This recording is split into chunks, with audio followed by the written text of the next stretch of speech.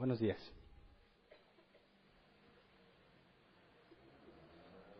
¿Cómo ven el amor de Dios manifestado hacia la industria del car wash? Llueve prácticamente para ensuciar los carros, ¿verdad? Y luego vuelve a salir el sol, no tiene que volver a lavar el carro. Dios muestra su amor para con todos de extrañas maneras. Hoy vamos a continuar con nuestro estudio de fundamentos, seguimos estudiando la oración y hoy vamos a hablar de la intercesión. Este tema, aunque tiene una definición simple, puede resultar profundo y complejo a la hora que analizamos distintos pasajes bíblicos. Entonces, por la profundidad de este tema, vamos a dividirlo en partes. Hoy vamos a ver la parte 1. Y los 5 temas pasados que hemos estado estudiando tenían como propósito darnos la información necesaria para poder llegar a este tema. Es decir, además de aprender qué es la oración, cómo debemos orar y todo eso, era necesario que entendiéramos estos puntos para poder llegar a la intercesión. Porque hay muchísima mala información, mala doctrina con respecto a lo que la intercesión es. Entonces, nuestro objetivo es poner en una perspectiva bíblica la intercesión y cómo podemos nosotros aplicarla. Entonces, quisiera que hiciéramos un repaso breve de los 5 temas para tener fresco en la mente ciertos puntos importantes antes de empezar a analizar la intercesión. Y recordemos que el primero de los 5 temas que ya estudiamos, este sería el 6º, sobre la oración. El primero es, ¿qué es la oración, verdad? Y dijimos que por el significado en la palabra en griego, oración es intercambiar deseos con Dios. No es pedirle a Dios que haga mi voluntad, sino la de Él. Le externo mis deseos y le pido que Él haga los suyos. Vimos que la frase en el nombre de Jesús no es una frase mágica, ¿verdad? Y que Dios cumple nuestras peticiones sí y solo sí están de acuerdo a su voluntad, ¿ok? Es lo que dijimos, digamos, en el primer tema. También dijimos que es una forma de conocer a Dios, ¿verdad? Porque viendo lo que hace, lo que concede y lo que no, te lleva a aprender y conocerlo cada vez más. Pero entonces eso era lo fundamental en qué es la oración. Luego nos hicimos la pregunta, ¿cómo debemos orar? Y según la enseñanza de Jesús, debe ser algo privado entre tú y Dios. No debes usar palabras vacías. Según la traducción de la palabra original es lloriquear repeticiones sin sentido o hablar largo y de forma tediosa. O sea, hablar por hablar, ¿verdad? Y hablamos de las penitencias. Ora tantos Padres Nuestros. Eso es vana palabrería. Eso es hablar por hablar. Debemos acercarnos como hijos de Dios, pero conscientes de que somos muy distintos a Él.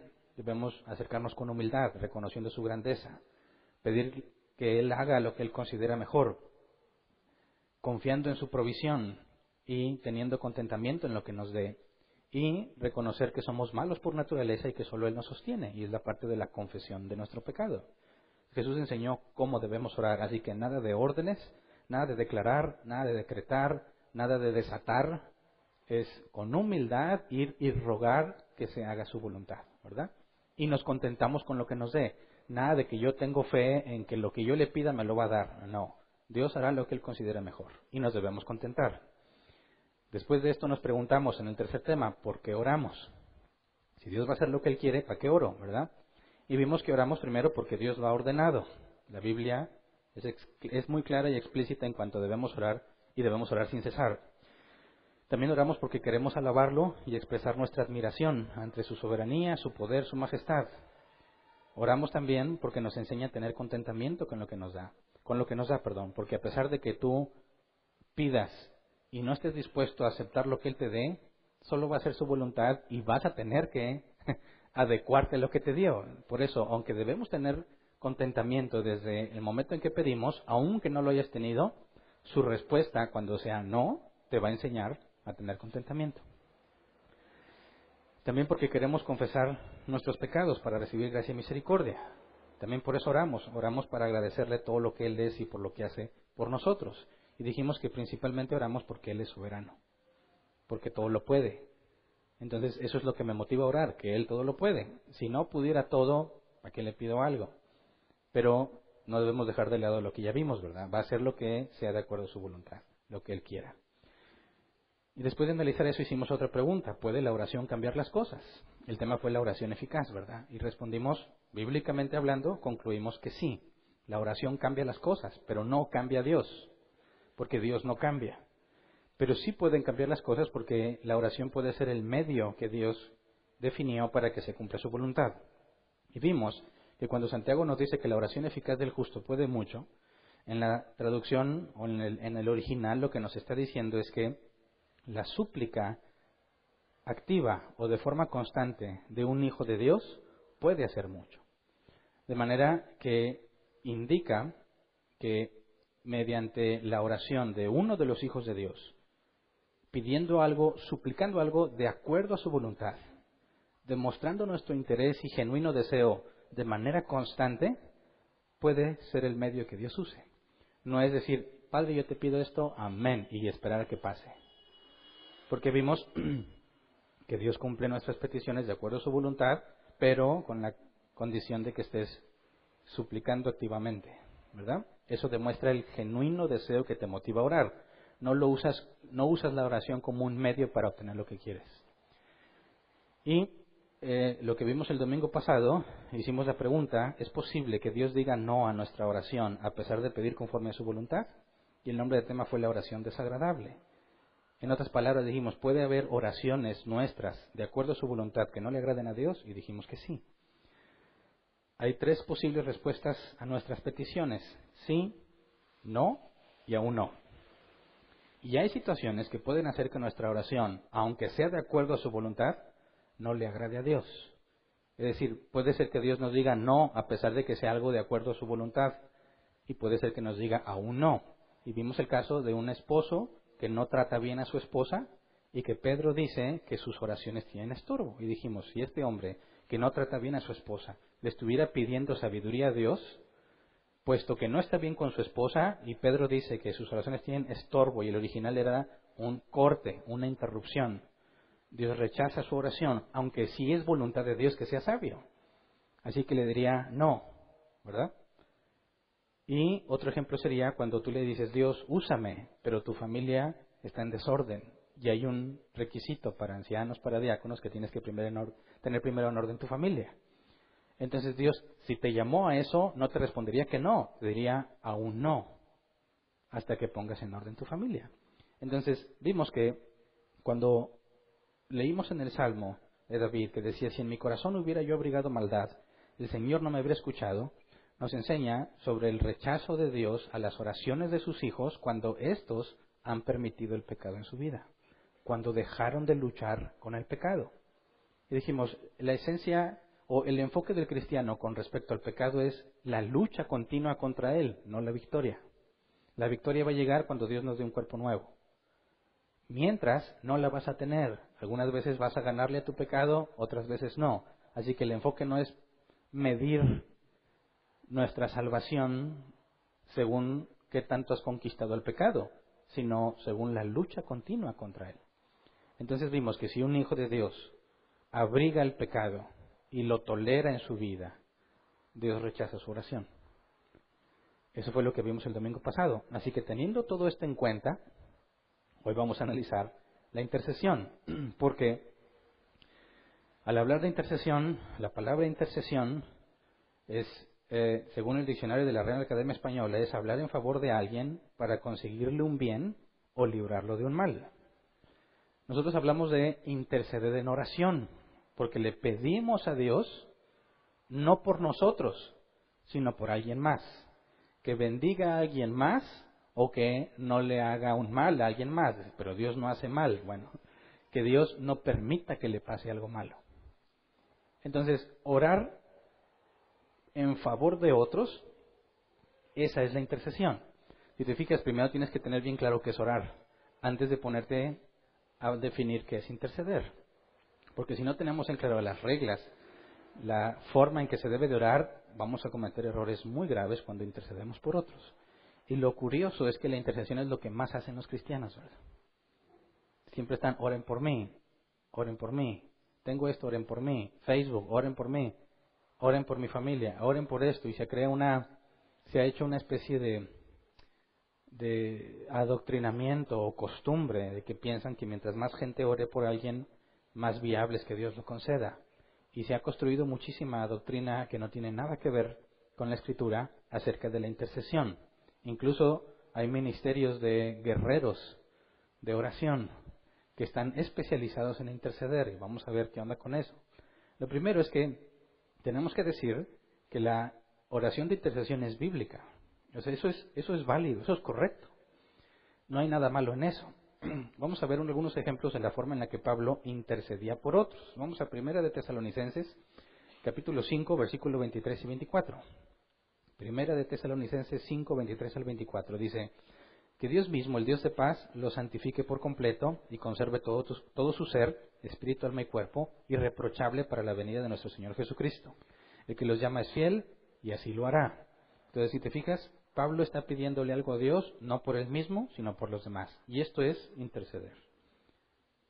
¿Me explico? Es muy fácil, ¿verdad? Colosenses 1, 9 al 11.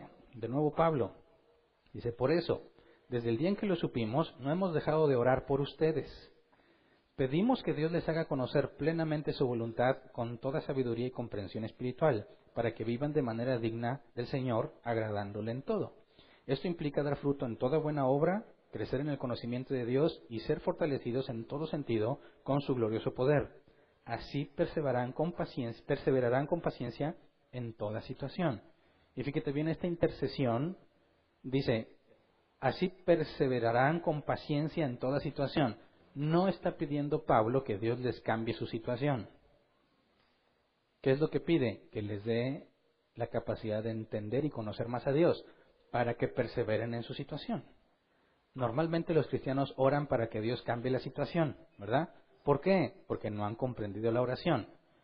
Fíjate, si Dios ordena todo lo que pasa, ya sea que lo permita o que activamente lo haga, nada pasa sin que Él dé su consentimiento, dice la Escritura. Y uno de sus hijos está en una situación difícil. ¿Habrá escapado esa situación a la voluntad de Dios? Claro que no. Y tú te pones a pedirle a Dios que cambie la situación.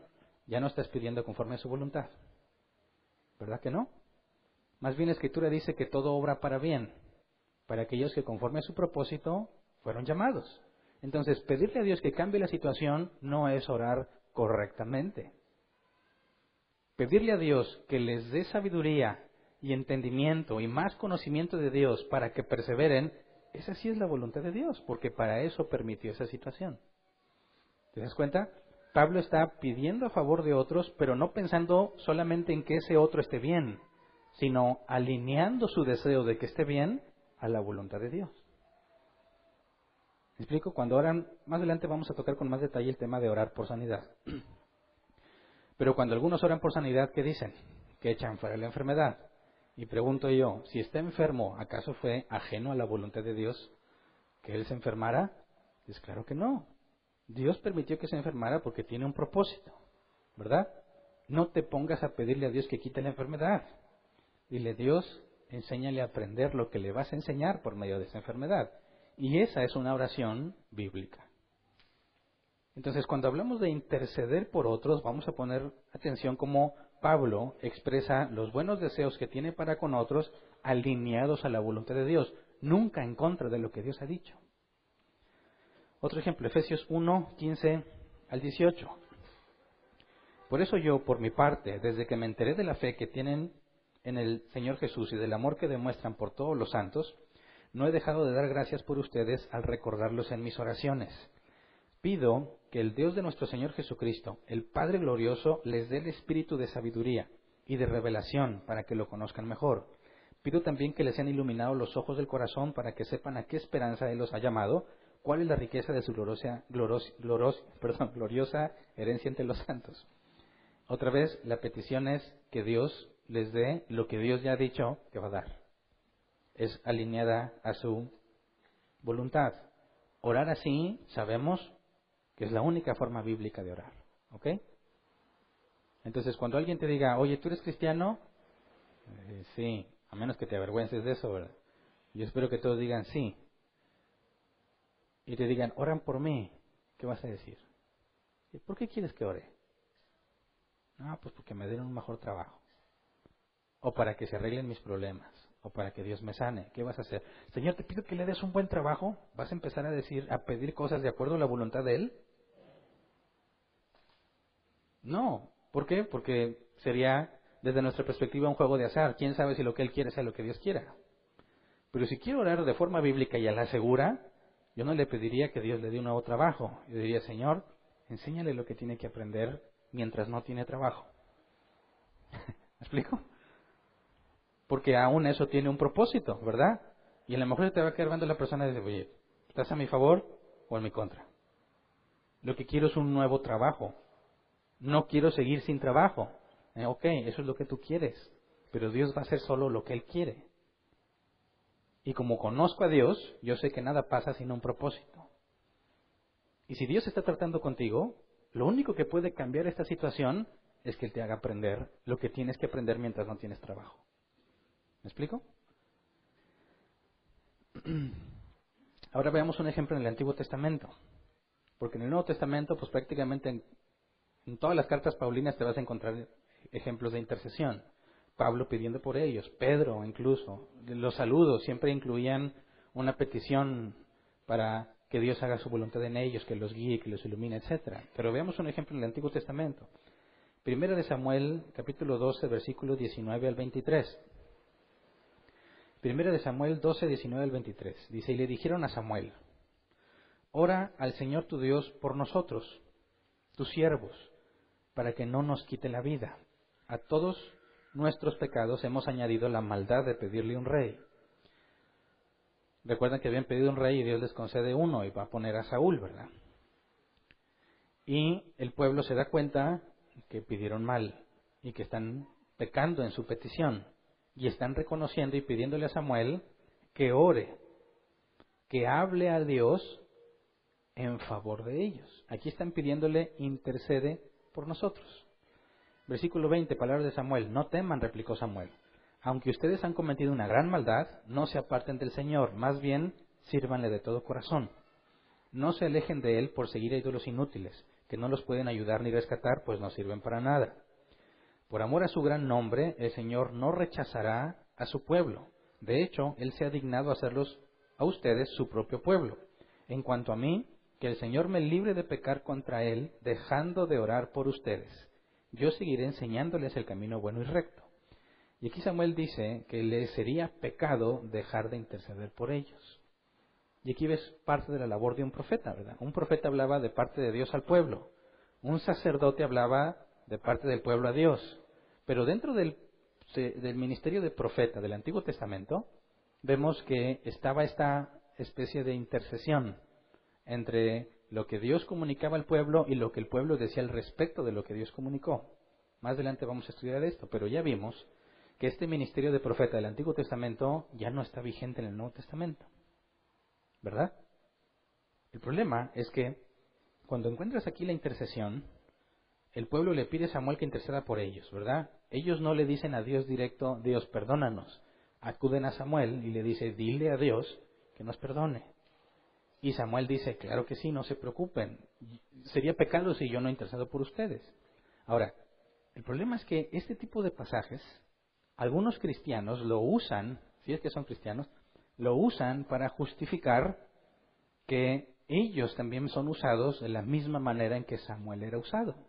Y tratan de continuar el ministerio de profeta del Antiguo Testamento y hacer una especie de adaptación al Nuevo Testamento. Se llaman a sí mismos guerreros de oración. Muchos se autoproclaman profetas, ¿verdad?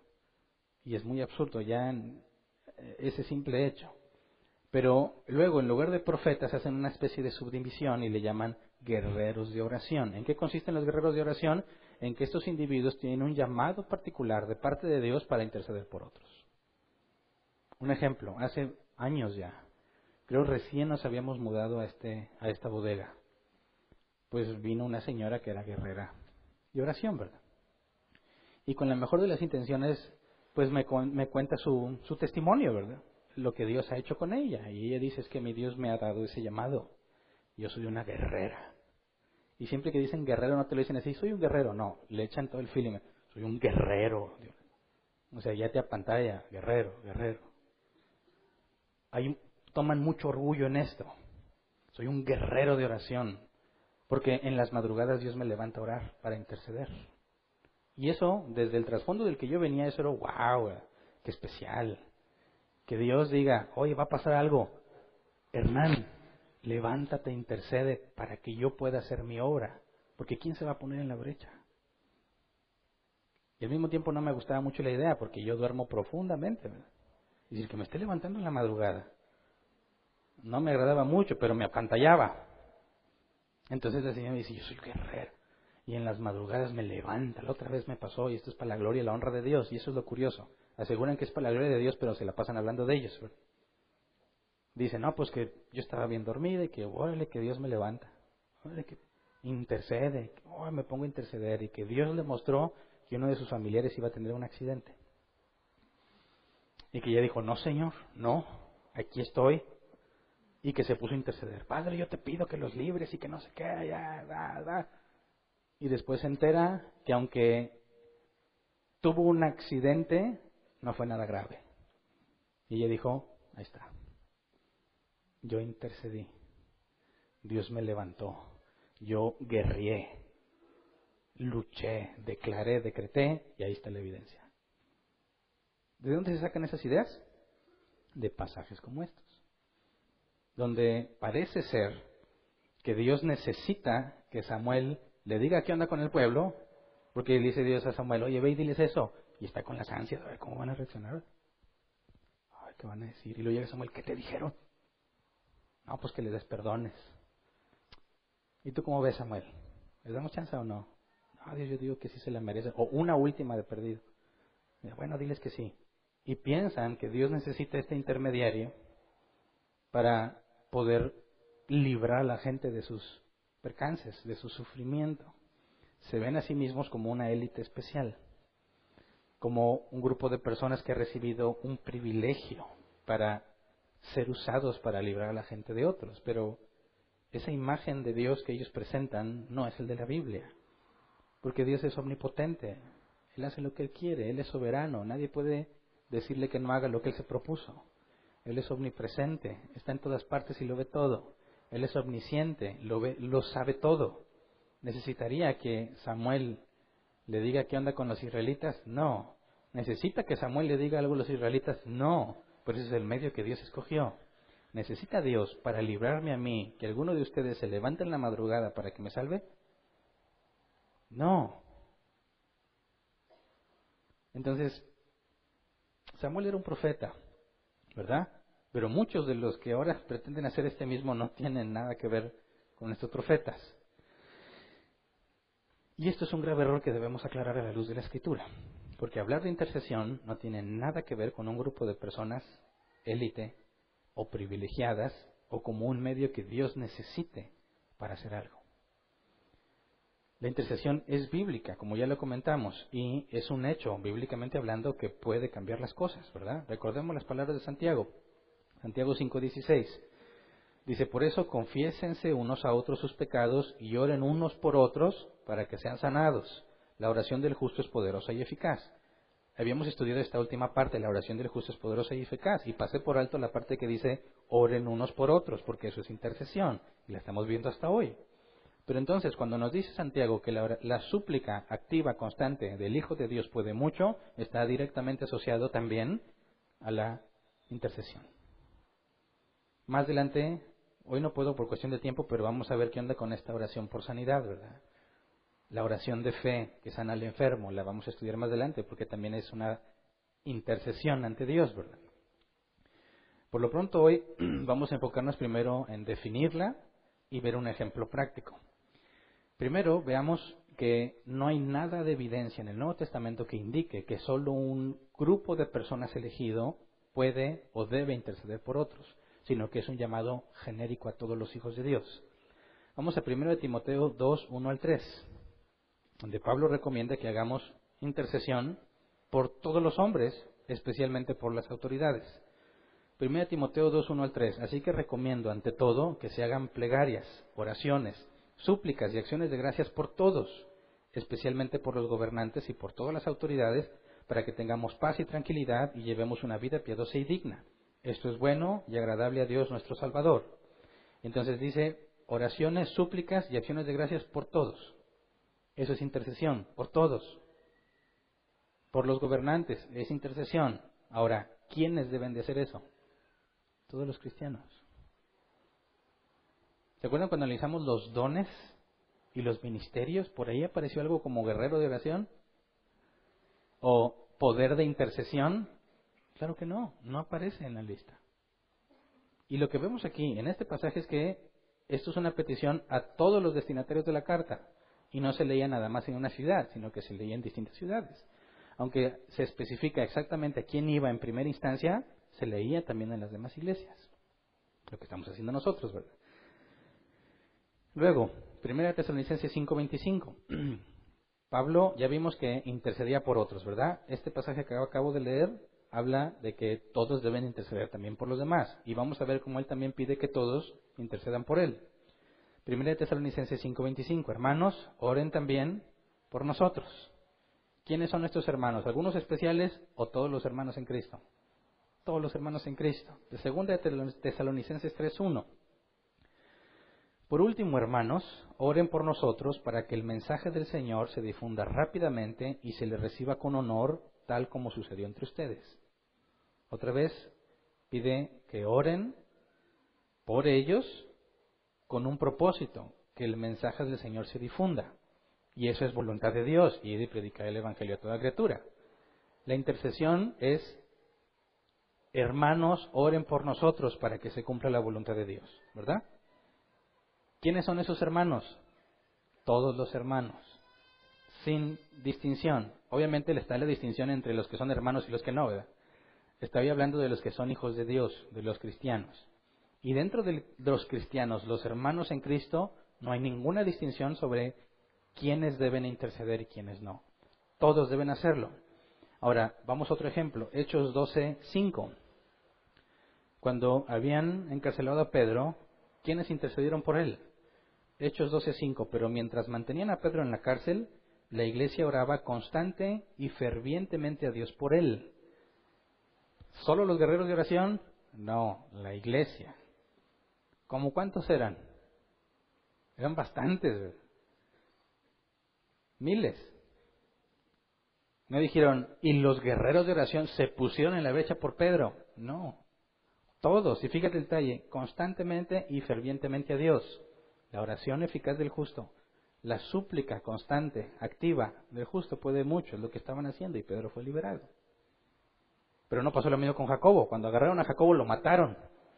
Es que no oraron por él. ¿Tú crees que no oraron por él? Claro que sí, porque la oración nace de un deseo genuino por la otra persona. ¿Me explico? Si realmente amas a alguien, te interesa a alguien, le vas a rogar a Dios que haga su voluntad en él. No se trata de cumplir con una serie de requisitos para que Dios haga las cosas, ¿verdad? No se trata de llegar a ciertos likes, o a ciertas repeticiones, a cierto número de personas orando. No. Se trata del deseo genuino de una persona pidiendo por otro. Eso es lo que hace que sea constante y repetitivo, que realmente lo deseas.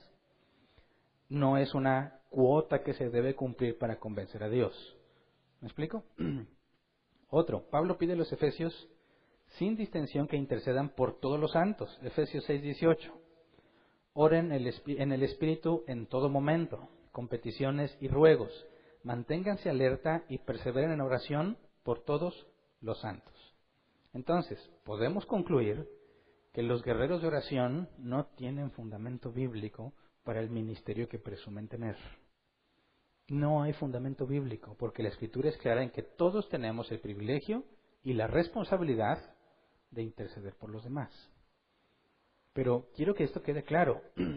Cuando digo que la intercesión nace del deseo, es porque realmente te interesa. Es decir, no se trata de que, yo tengo la obligación de orar por todos los santos, y estás en tu casa bien agüitado porque quisiera estar haciendo otra cosa. Tengo que orar por el hermano. Señor, pues haz lo que quieras con él. Y luego, ¿qué más? Pues su familia. ¿Y quién más? ¿No? Son muchos en la iglesia, no me queda tiempo. Pero luego, si no, Dios no los va a bendecir. Entonces tenemos que orar. Señor, te pido que los bendigas. ¿Quién más está en la lista? Pedrito. Sí, también he hecho pues ahí te pongo a Pedrito en tus manos también, échale ganas con él. Y piensan que el simple hecho de estar alzando su voz, pidiéndole algo a Dios, eso es intercesión. No. ¿Tú crees que la iglesia dijeron, encarcelaron a Pedro? Y Pedro le dijo, oren por mí, ¿no? O la iglesia sola empezó a orar por Pedro cuando se enteraron que lo encarcelaron. ¿Me explico? Por eso yo tengo conflicto con las reuniones de oración en las iglesias. ¿Por qué? ¿Por qué lo hacen? ¿Porque les nace? ¿O porque tienen que venir a orar? ¿Me explico? Ay, la reunión de oración. El hecho de que lo tengas que hacer siempre, cada reunión, le quita muchas veces lo genuino, lo auténtico. No dudo que haya personas que lo puedan hacer constantemente, pero cuando tú estableces una reunión y le dices a la gente que tiene que venir a orar, me parece que pierde el sentido de lo que la oración es. Entonces, todos tenemos el privilegio y la responsabilidad de interceder por otros, basado en que amamos a nuestros hermanos. ¿Verdad? Si alguno de mis hermanos me dice es que tengo problemas, no necesita decir, oye, ora por mí. No, me voy a dar cuenta de tu problema, puedo preguntarte qué te está pasando y ten seguro de que decir, Dios, ayúdalo, ¿verdad? Si encuentro alguna forma, bíblicamente hablando, de ayudarte, de aconsejarte o algo, te lo voy a decir. Más que decirle a Dios, dale la información. No, ¿para qué le pide eso si Dios ya me la dio en la Escritura y quizás Él no la ve, pero yo sí, entonces se la transmito? Que es lo que Pablo decía, que conozcan, que aprendan, que adquieran sabiduría para que perseveren en su situación. Entonces muchas veces no debemos convertir en oración algo que debe ser práctico. ¿Estás enfermo? Venga, mijo. Padre, dale la sabiduría, dale lo que necesita, dale. Amén. Váyase contento, mijo. ¿Para qué le pido eso si yo se lo puedo transmitir según su situación? Si viene, oye, es que está pasando así. Bueno, es que la Biblia dice esto, esto y esto. ¿Verdad? No deberías hacer eso que estás haciendo, o trata de hacer esto. Y entonces mi petición a Dios no va a ser que le dé la sabiduría. Ya les dije lo que Dios ha dicho que se debe de hacer. Dice la Escritura, no le digas a alguien Dios te bendiga si tienes en tu mano con qué bendecirlo. Y lo mismo aplica con la doctrina. Entonces, tratar de espiritual las cosas, espiritualizarlas, y con tal de estar orando, intercediendo, no tiene sentido. Se convierte en negligencia tratar de decirle a Dios que haga algo que tú deberías estar haciendo en ese mismo instante. Así que debemos tener mucho cuidado con estas cosas. Cuando orabas por los alimentos y pedías por los niños de África, ¿realmente lo hacías de verdad? ¿O no? ¿O simplemente porque tienes que pedir por los niños de África? ¿O ya no sé por cuáles pides? Por todos los que tienen necesidad. Y a mí una vez me dijeron, ¿y por qué si realmente te preocupa, por qué no vas y les llevas pan? En lugar de estar, Señor, dales de comer, si tú tienes con qué darles. ¿Me explico? Pero bueno, más adelante vamos a detallar más casos de esos. Por lo pronto, necesitamos ver que la intercesión nace del deseo e interés genuino por los demás. De lo contrario, es solo vana palabrería. ¿Verdad? Y eso no le agrada a Dios. Todo lo que estudiamos acerca de la oración aplica de igual forma en la intercesión, porque sigue siendo orar. No estoy pidiendo por mí, estoy pidiendo por otro, pero es exactamente lo mismo, el mismo criterio. Por eso, después de los 5 temas que ya estudiamos, ha llegado la hora del examen. Tenemos que analizar un pasaje bíblico y aplicar lo que hemos aprendido para interpretarlo correctamente. Y no un pasaje sencillo, voy a escoger una serie de pasajes complejos que requiere que comprendas bien los primeros 5 puntos que ya vimos para que puedas concluir bíblicamente en lo que está sucediendo ahí. Y por eso voy a dividirlo en distintos temas, y no son pasajes simples, son pasajes complejos. La carta a los hebreos dice que algunos, debiendo ser ya maestros, aún son como niños. En lugar de estar viendo los asuntos difíciles, todavía quieren lechita. Y entre nosotros, si ya tienes tiempo congregándote aquí, o al menos estos temas de la oración, ya debes avanzar de la lechita y debes empezar a poner en práctica lo que entendiste. Porque es muy importante que cuando interpretemos la Escritura, dejemos que la Escritura se interprete a sí misma, sin ponerle tus ideas al texto. Y reconozco que hay temas y pasajes complejos que pueden engañar a muchos. Y hay que analizar por qué. ¿Por qué Dios pone pasajes complejos? ¿Y por qué no lo explica todo tan simple y llano que todos lo podamos comprender? Porque hay cosas, según el autor de los Hebreos, que solo vas a poder comprenderlas cuando maduras. ¿Por qué Dios hace eso? Pero bueno, vamos a este pasaje. Un ejemplo de intercesión de parte de Moisés por el pueblo. Vamos a Éxodo 32, 7 al 9. Éxodo 32, 7 al 9. Primero voy a leer la situación y luego empezamos a analizarla, ¿ok? Dice, entonces el Señor le dijo a Moisés, baja porque ya se ha corrompido el pueblo que sacaste de Egipto. Demasiado pronto se han apartado del camino que les ordené seguir, pues no solo han fundido oro y se han hecho un ídolo en forma de becerro, sino que se han inclinado ante él, le han ofrecido sacrificios y han declarado, Israel, aquí tienes a tu Dios que te sacó de Egipto. Ya me he dado cuenta de que este es un pueblo terco, añadió el Señor dirigiéndose a Moisés. Contexto, mientras está Moisés recibiendo los 10 mandamientos, 40 días pasó en la montaña, la gente del pueblo dijo, pues ya se murió, seguro que ya se murió, porque no llevaba comida ni bebida para 40 días. Dios lo sostuvo de forma milagrosa, pero el pueblo no pensó que eso fuera posible. Así que le dicen a Aarón, Aarón, pues ya se murió Moisés, ¿ahora qué hacemos? Haznos un ídolo.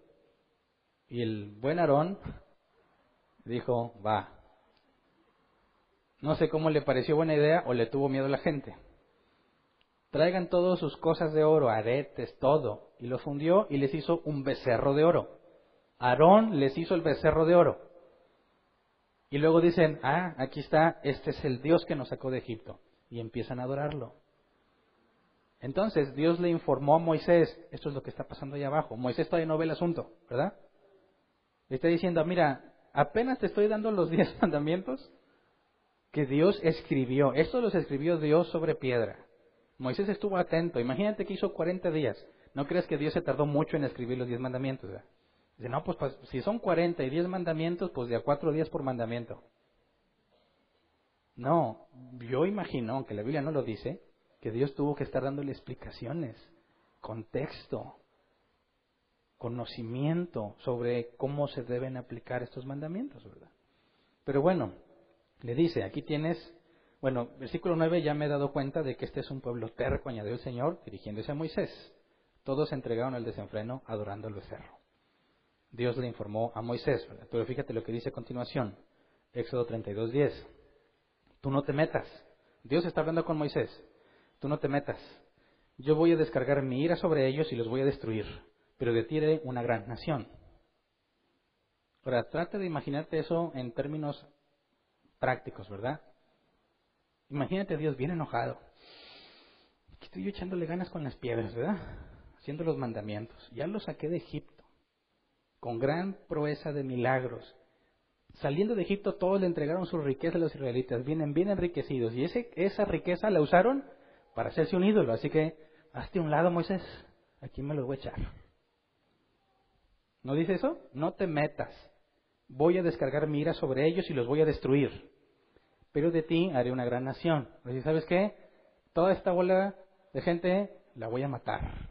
Y voy a volver a empezar con tus hijos. O sea, volver a empezar como cuando Dios le dijo a Abraham que de él haría una descendencia, ¿verdad? Entonces voy a acabar con todos estos y voy a empezar de nuevo contigo. ¿Qué hizo Moisés? Reacción 32, 11 al 13. Moisés intentó apaciguar al Señor su Dios y le suplicó, Señor, ¿por qué ha de encenderse tu ira contra este pueblo tuyo que sacaste de Egipto con gran poder y con mano poderosa? ¿Por qué dar pie a que los egipcios digan que nos sacaste de su país con la intención de matarnos en las montañas y borrarnos de la faz de la tierra? Fíjate los signos de admiración. Calma ya tu enojo. Aplácate y no traigas sobre tu pueblo esta desgracia. Ahora, si fuese regiomontano, nosotros siendo de acá, como que tiene un sentido estas palabras. ¿A quién le dices aplácate? ¿A poco llegas a la empresa y tu gerente te dice, oye, Beatriz, aplácate? ¿Qué te va a pasar si haces eso? Ahora, lees esto y dices, ¿qué? ¿Qué? Moisés le dice, ¿acaso vas a hacer esto? ¿Acaso nos sacaste para matarnos acá? ¿Acaso vas a dejar que los egipcios piensen eso? calma ya tu enojo, aplácate y no traigas sobre tu pueblo esta desgracia. Acuérdate de tus siervos Abraham, Isaac e Israel, tú mismo les juraste que harías a sus descendientes tan numerosos como las estrellas del cielo. Tú les prometiste que a sus descendientes les darías toda esta tierra como su herencia terrenal. Y esto se parece muchísimo a la forma en la que muchos oran. Señor, tú dijiste eso, así que lo cumples. Yo tengo fe y comprometo tu poder. Yo lo he dicho y así será. ¿No se parece mucho a la forma en la que oran? Señor, basta ya, trae riqueza, llévate la pobreza. Y son puras instrucciones como las que leemos aquí, como si estuviesen mandando a Dios. Entonces, oye, todo lo que leemos y lo que Jesús dijo, ¿no dijo que con una actitud humilde, pidiéndole que se haga su voluntad, contentamiento en lo que me va a dar? ¿Y qué dice Moisés? Aplácate y no traigas sobre tu pueblo esta desgracia. ¿Cómo le hablas así? Ahora, ¿cómo reacciona Dios? Esto diría, oye, ¿qué dijo Dios? Éxodo 32:14. Entonces el Señor se calmó y desistió de hacerle a su pueblo el daño que le había sentenciado. ¿Qué pasó aquí? Dios dijo, no, está bien, Moisés. Sí, cierto, yo ya había dicho. Pero pues uno se enoja, ¿verdad? Y si ya sabes cómo soy, ¿para qué me invitan? Porque fíjate bien, Dios dijo, hazte a un lado, los voy a matar. Moisés le pone su regañada.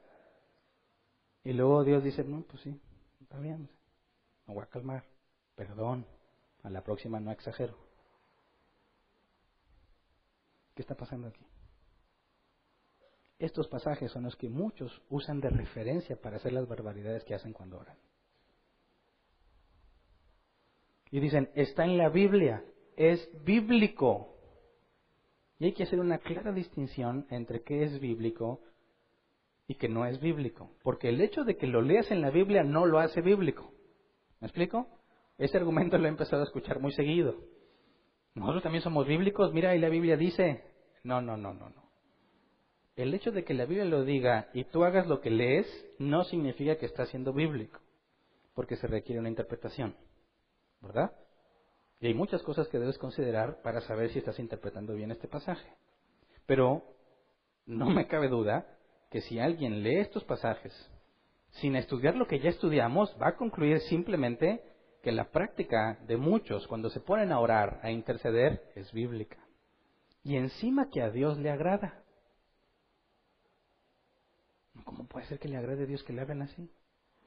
Es como si dijera, sí, Moisés, espérame, pero no me dejes. Es que absurdo. ¿Cómo explicamos a la luz de estos pasajes la soberanía y la grandeza de Dios? Si miren lo que está pasando. Dios había decidido hacer algo y Moisés lo convence de no hacerlo. ¿Dónde quedó el Dios soberano? Ahora, para nosotros no debe ser problema interpretar este pasaje a la luz de la Escritura. Entiendo que puede ser difícil, pero no problemático. Puede ser que no estemos acostumbrados a leer la Escritura dejando que la Escritura misma nos explique lo que está pasando. Porque fíjate bien, cuando yo leo, cálmate ya, aplácate, estoy metiéndole yo de mi cosecha, ¿verdad? Yo estoy dándole un sentido a las palabras de Moisés que no está expresado en el texto, porque es imposible expresarlo. ¿Alguna vez te ha tocado escribirle algo a alguien con la mejor de las intenciones y ese alguien lo leyó y lo malinterpretó? Vi una vez un meme que decía, una conversación en WhatsApp que una muchacha le está contando algo a su mamá y escribe LOL, ¿verdad? LOL. Y la mamá dice, ¿qué significa eso? Y le dije, pues le dice la hija, es en inglés, lots of love, mucho amor. Y dice, ok. Y luego pasa en que la señora, la mamá, está conversando con alguien en que se le murió su familiar. Y le dice, pues, lamento mucho tu pérdida, LOL. ¿Entiendes qué significa LOL en las redes sociales, verdad? Lots of love, mucha risa o reírse a carcajadas. Pero su hija le dice a su mamá que no significa eso, sino que significa mucho amor. Entonces la señora escribe LOL en el pésame y las condolencias y la otra persona se ofende. ¿Cómo que? Siento tu pérdida, carcajadas, ja. ¿Dónde está el problema? Bueno, que LOL no comunica la intención de la persona, ni siquiera la forma en que se dijo, ¿verdad? Cuando estamos leyendo este pasaje y vemos que Moisés le dice, aplácate ya, dices, ¿cómo? O sea, ¿cómo interpreto ese pasaje? De manera que haya congruencia en la Escritura, porque ¿quién se atrevería a hablarle así al Dios del universo? Y sobre todo, aunque pueda haber algún loco que se atreva, ¿cómo Dios hace lo que se le pidió de esta manera? Así que necesitamos empezar a analizar en base a lo que ya sabemos, sobre todo en estos 5 temas, y concluir correctamente en la interpretación de este pasaje. Empecemos con el primer punto. Lo primero que debemos aclarar para empezar a esclarecer esta situación es que Moisés no está dando órdenes y no está reclamando nada a Dios. ¿Cómo lo sé? Éxodo 32:11. Moisés intentó apaciguar al Señor su Dios y le suplicó. Entonces la admiración significa que le está gritando o que está suplicando. Cuando dice, calma ya tu enojo, aplácate y no traigas sobre tu pueblo esta desgracia, al yo leerlo en ese tono, estoy errando en la manera de leerlo. Porque lo primero que nos dice es que suplicó. No está dando órdenes ni instrucciones, está suplicando. Debiera de ser, calma ya tu enojo, aplácate y no traigas sobre tu pueblo esta desgracia, en un sentido de urgencia y súplica, no de orden. ¿Me explico? Esta pequeña palabrita, y le suplicó, te explica cómo debes estar leyendo este pasaje, ¿verdad? Primero te pone en el contexto correcto de lo que Moisés está diciendo. Le está suplicando, le está rogando. La Reina Valera 60 dice, vuélvete del ardor de tu ira y arrepiéntete de este mal contra tu pueblo. Y es bueno, ya nuestro idioma no se oye tan descabellado como cuando dice aplácate y cálmate, ¿verdad? Así que está suplicando. Y sabemos que cuando oramos debemos suplicar, ¿verdad? Ahora, esta súplica va en orden y va en armonía con lo que hemos estado estudiando de la oración. Moisés le está suplicando a Dios que no traiga esa desgracia sobre el pueblo. Ahora, tendríamos que preguntarnos, ¿es eso de acuerdo a la voluntad de Dios? Ya que Dios dijo, hazte a un lado, no te metas, que los voy a destruir. Para empezar, aclaremos, está suplicando. Cualquier loco que se ponga a tratar de darle órdenes a Dios, está mal de la cabeza. No puede usar este pasaje ni ningún otro en ese sentido. Es una súplica. 2. ¿Cuál es el propósito de la petición de Moisés? Dice la pregunta, ¿por qué dar pie a que los egipcios digan que nos sacaste de su país con la intención de matarnos en las montañas y borrarnos de la faz de la tierra? ¿Qué significa esta pregunta? Fíjate, Moisés suplica y esto pone como una razón principal. ¿Por qué vas a hacer que los egipcios piensen que en lugar de liberarnos nos engañaste para matarnos? Eso atenta contra la gloria de Dios. ¿Qué está pidiendo Moisés? Que su nombre sea glorificado. Que nadie piense que Dios hizo algo malo. Que nadie piense que Dios está engañándolos, sobre todo los egipcios. Que ellos no piensen que Dios simplemente los destruyó. Porque lo que le pedía a Moisés es, deja ir a mi pueblo para que me adore. Y luego imagínate, se enteran de que los mató a todos. Vaya, bonitos Dios se acercaron, ¿verdad? Que los engañó a todos y los mató. Así que está suplicando y está pidiendo que el nombre de Dios sea glorificado, que no sea vituperado. Y ese es otro de los puntos correctos de la oración. Estamos pidiendo que su nombre sea glorificado. Padre nuestro que estás en el cielo, santificado sea tu nombre. ¿Verdad? 3. Lo que está pidiendo es conforme a su voluntad. Oye, pero no leímos que Dios le dijo, no te metas que los voy a destruir. Moisés está pidiendo de acuerdo a su voluntad o no. Sí, pero a simple vista no es aparente. Fíjate lo que le dice Moisés. Acuérdate de tus siervos Abraham, Isaac e Israel. Tú mismo les juraste que harías a sus descendientes tan numerosos como las estrellas del cielo. Tú le prometiste que a sus descendientes les darías toda esta tierra como su herencia terrenal. ¿Qué está haciendo Moisés? Está hablando de lo que Dios había dicho que sucedería. La voluntad de Dios. ¿Y qué es lo que le está pidiendo a Moisés? Que no los destruya. ¿Pero le está pidiendo que cambie sus planes? No, le está pidiendo que cumpla lo que Dios ya dijo que haría. ¿Se acuerdan que lo estudiamos eso? Dijimos, ¿en qué situación le pedirías algo a Dios que Él ya dijo que va a hacer? ¿No te parece redundante o innecesario? Pues claro que no. La Escritura dice que no te preocupes por qué has de comer, qué has de vestir y dónde vas a vivir, ¿verdad? Y pregunté, ¿acaso nadie se ha puesto a orarle a Dios por provisión cuando estás en necesidad? Sí, ¿verdad? Oye, pero si ya sabes que Dios dijo que no te debes de preocupar por eso, Jesús dijo que Él sabe que tiene necesidad de esas cosas, y que si a los lirios del campo los viste y a las aves las alimenta, ¿cuánto no más a ti? ¿Por qué tendrías que pedirle que cumpla su voluntad? Porque se siente muy distinto. Que aunque sé cuál es su voluntad, no la estoy percibiendo como yo espero. Es decir, aunque hoy te hayas quedado sin comer, todavía falta, en este momento todavía falta mucho del día. Y la Escritura dice que la promesa de Dios es que tendrás comida, vestido y techo.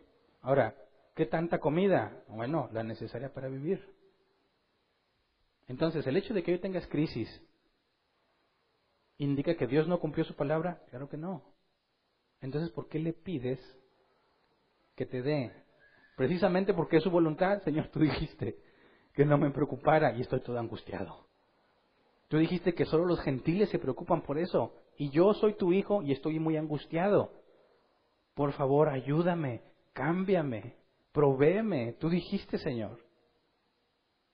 ¿Te fijas? Estás pidiéndole de acuerdo a su voluntad. ¿Qué es lo que está haciendo Moisés? Señor, tú dijiste que la promesa de Abraham la cumplirías. Tú ya habías dicho que le darías a sus descendientes esta tierra. Es más, se pudo haber ido más específico. Tú le diste ese sueño a Abraham cuando puso a los animales despedazados ante ti. Y tú le dijiste, después de 200 años, creo son 200, tu pueblo va a sufrir esclavitud, tus descendientes, pero luego yo los liberaré con mano poderosa y luego irán a la tierra. Moisés le está diciendo, es tu voluntad, tú ya lo habías dicho, no los destruyas. No le está pidiendo que cambie sus planes. Está pidiendo de acuerdo a su voluntad. ¿Puedes verlo? Pero ¿no dice que entonces Dios se arrepintió de lo que iba a hacer? Dios no cambia.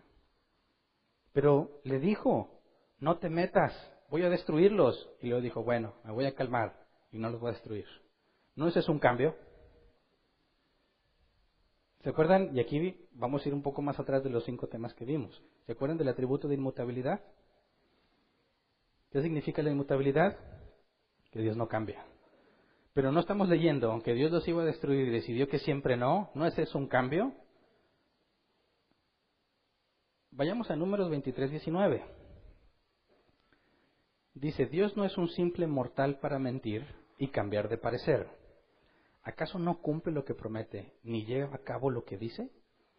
Entonces, ¿cómo le hacemos para interpretar correctamente este hecho de que no es un simple mortal para mentir y cambiar de parecer? Y luego vemos que le dice a Moisés, los voy a destruir, y luego dice que siempre no. ¿Cómo entendemos esto? Ya lo estudiamos, pero quizás muchos de los que están aquí no estuvieron en ese tema. O ya se te olvidó. Por eso quiero darte 2 ejemplos para que esto quede claro.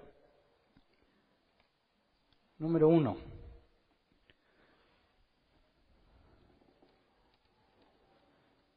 voy a revivir mis momentos de primaria, cuando me decía la maestra que dibujara una casita, ¿verdad? Y sigo dibujando igual. Y nos decía también la maestra que teníamos que ponernos nosotros junto a nuestra casa y nuestra familia, ¿verdad? Y digo, bueno, es que si yo, me imagino que era para detectar si tenía problemas, porque si dibujaba yo con un cuchillo matando a mis hermanos, tiene problemas este niño.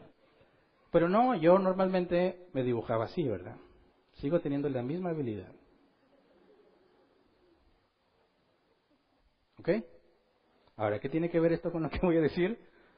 Bueno, Hernán está, según su perspectiva, a la izquierda de la casa o a la derecha de la casa. Según su perspectiva. Al lado, ¿qué pasó?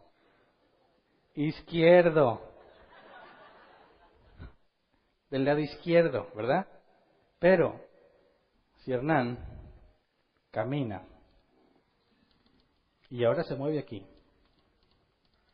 y está igual de feliz, ¿la casa está del lado derecho o del lado izquierdo de Hernán? Desde su perspectiva. Ahora, decir que la casa está del lado derecho y luego del lado izquierdo, ¿significa que la casa cambió? No. ¿Quién cambió? Él. ¿Se entiende? Ahora, otro. Misma calidad de dibujo voy a hacer. ¿Tienes? No es un girasol.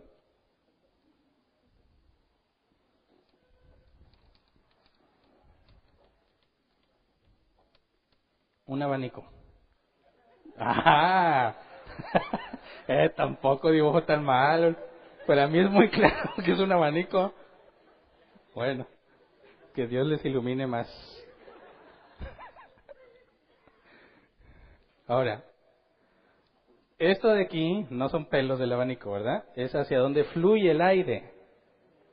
Y si es un abanico con el pelo largo, el aire fluye en esta dirección. Podemos hacer que el aire, si tú estás parado aquí,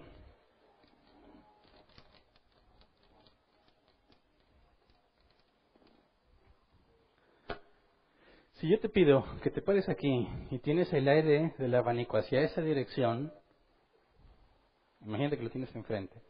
El aire está a favor tuyo o en contra tuyo.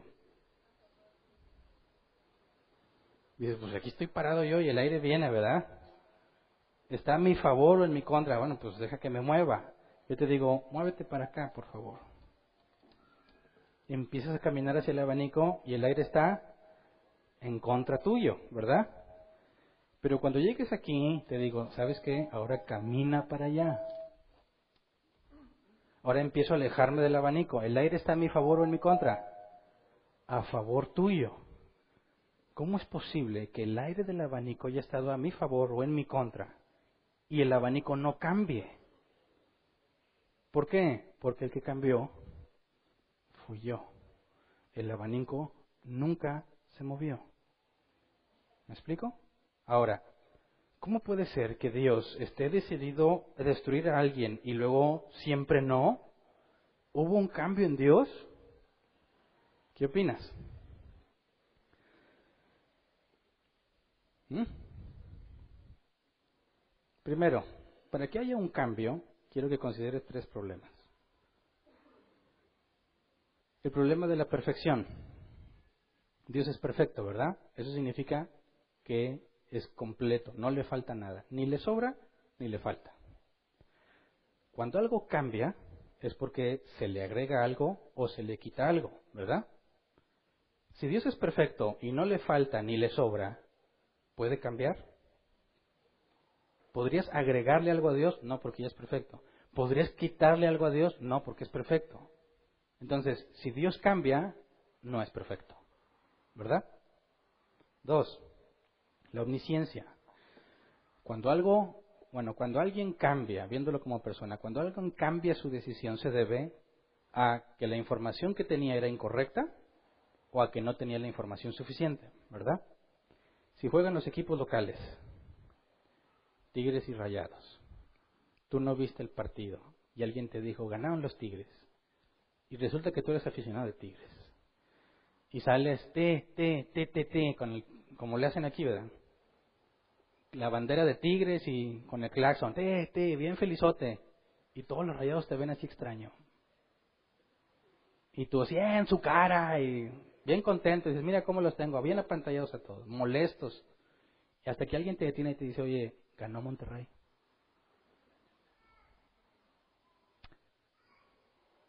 Ahí cambias, ¿verdad? Guardas tu banderita y con mucha humildad te retiras, ¿verdad? Y aguas con las pedradas porque te van a llegar. ¿Por qué cambió esa persona? Porque tenía mala información, ¿verdad? Mala información. Le habían dicho algo que era incorrecto. Para que Dios cambie, tendría que tener mala información. Pero si Él es omnisciente y sabe todo lo que es verdadero, es imposible que tenga mala información. Otra opción es que le faltó, no sabía. Imagínate que Dios dijo desde antes de la eternidad, no imagínate, es un hecho, voy a salvar a Hernán. Y luego dijo, sea la luz. Y no, pues resulta que llega el juicio del gran trono blanco, y a ver, están en fila, como dice Apocalipsis, no en fila. Todos van a pasar y van a ser juzgados según los libros. Y van a decir, ¿tú cómo te llamas? Hernán. Hernán. A ver, tráigame el libro de la vida. Oye, yo te había anotado aquí, ¿no? ¿Cómo es que estás acá? ¿Qué hiciste? No, pues es que, pues me fui al mundo. Me porté mal, pequé y perdí mi salvación. Y yo diría, caray, pues, qué vergüenza, yo te había anotado acá. A ver, tráigame, por favor, el libro.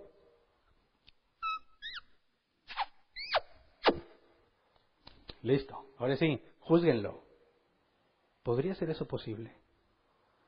¿Podría Dios escapársele el pequeño dato de que yo me iba a volver al mundo?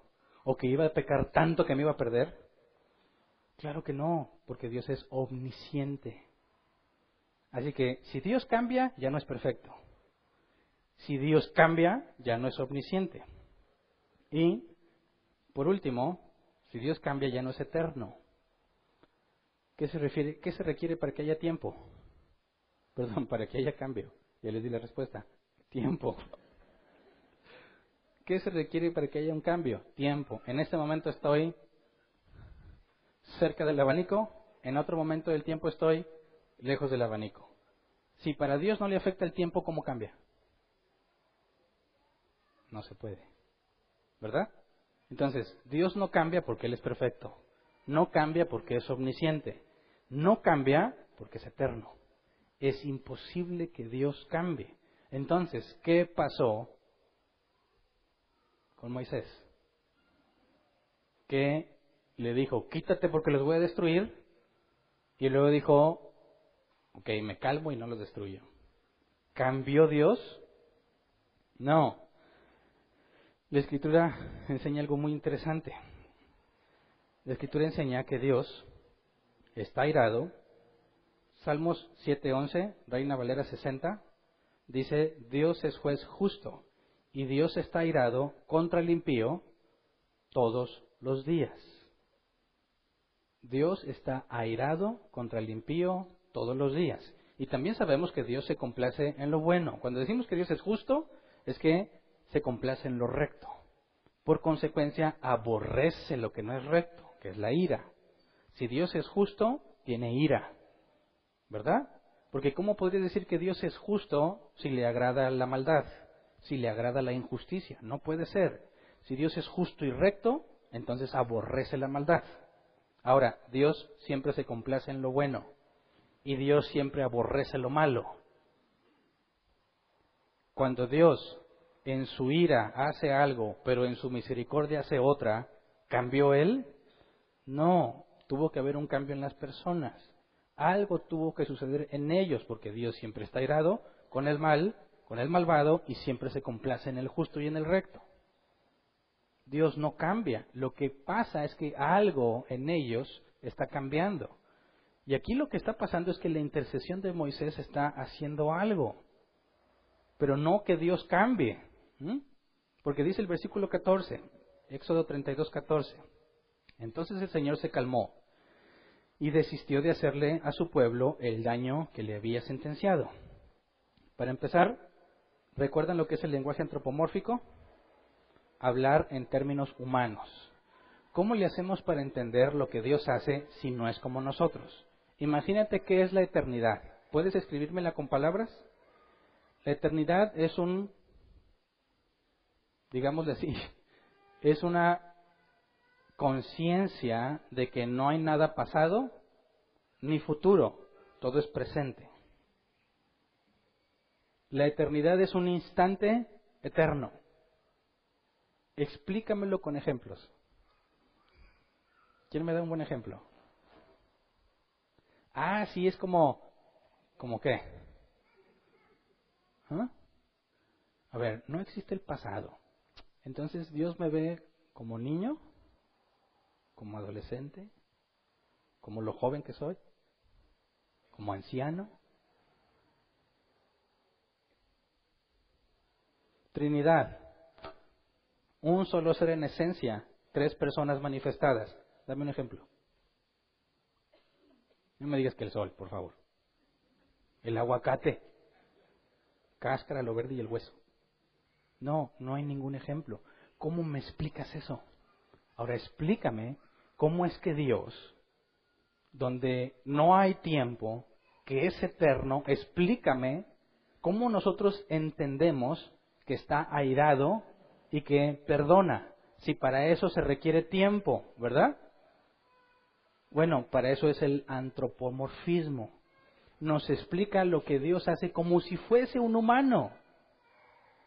¿Me explico? Cuando dice que no te metas, que los voy a destruir, está hablando desde qué perspectiva? De su ira. Eso es lo que se merecen. Y luego dice, se calmó y desistió de hacerle al pueblo al daño que le había sentenciado. Ahí está hablando desde la misericordia.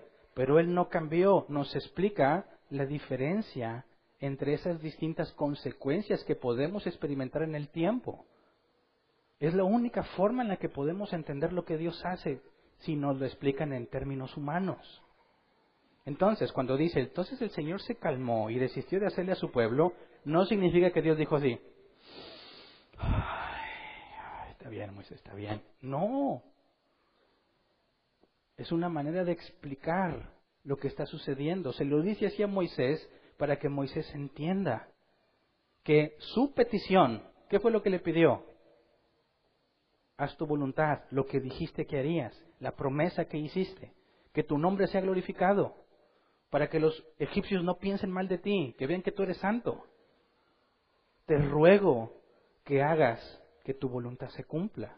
Y cuando encuentras el versículo 14, significa que cambió, no, todo lo contrario, significa que permaneció fiel, porque se merecen la destrucción, pero por lo que Dios había dicho que haría, les tuvo misericordia.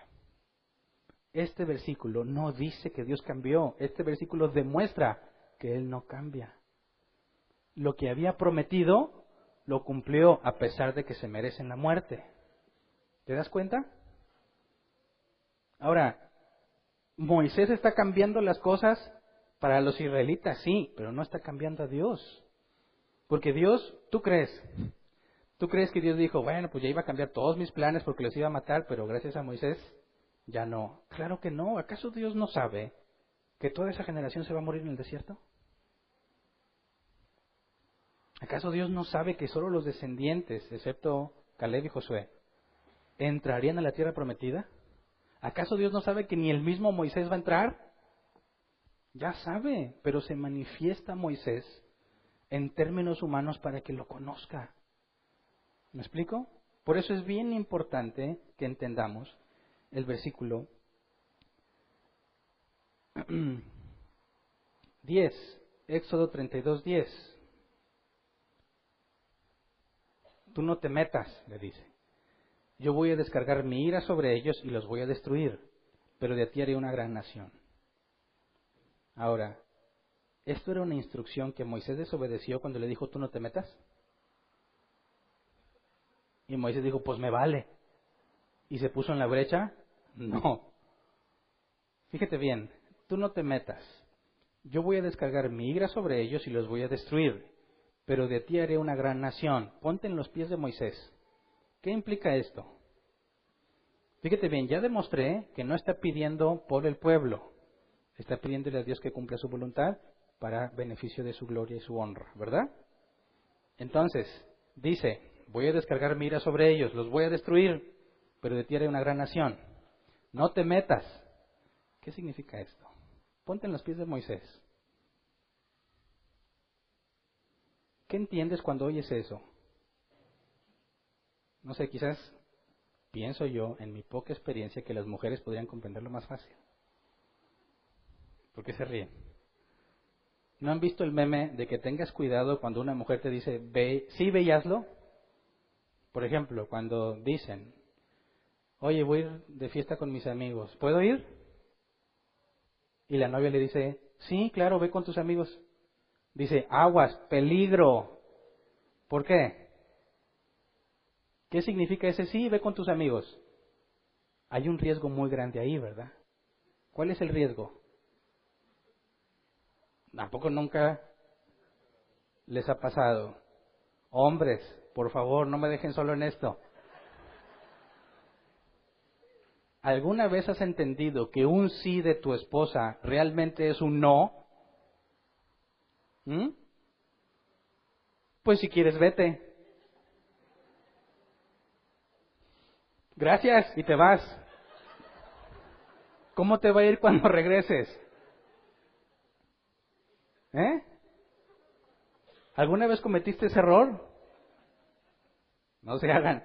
¿Alguna vez cometiste? Claro, ojo. ¿Qué está tratando? En el caso de la novia, no por poner a Dios como la novia, ¿verdad?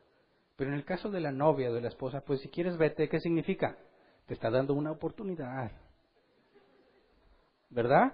Una oportunidad muy valiosa en la que te juegas la vida o la muerte.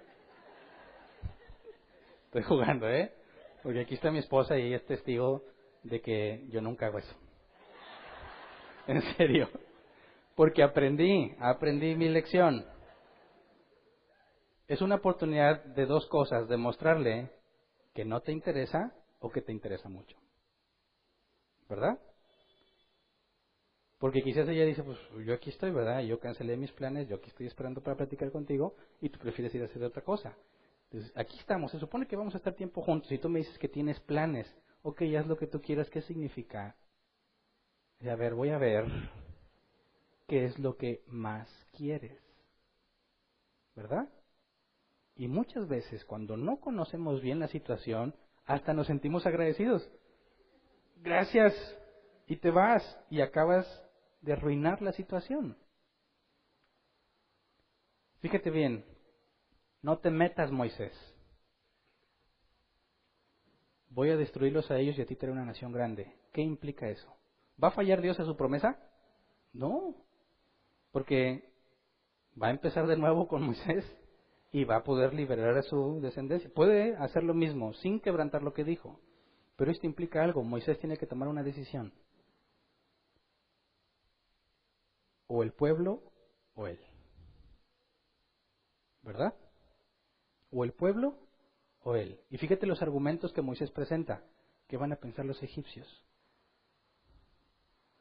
¿Cuándo le dijo, pobre pueblo, dales chanza? Una más y ya. No. ¿Qué le está diciendo Dios? Tu nombre va a ser vituperado, aun si yo termino bendecido. Esto es una prueba para Moisés. No te metas no es una orden. Le está haciendo una prueba. Si se mete, ¿qué implica? ¿A poco puedes hacer algo? Dios dice, no te metas como si dijera, a ver, quítate porque ahí va. No. No te metas, Moisés. Le está dando información.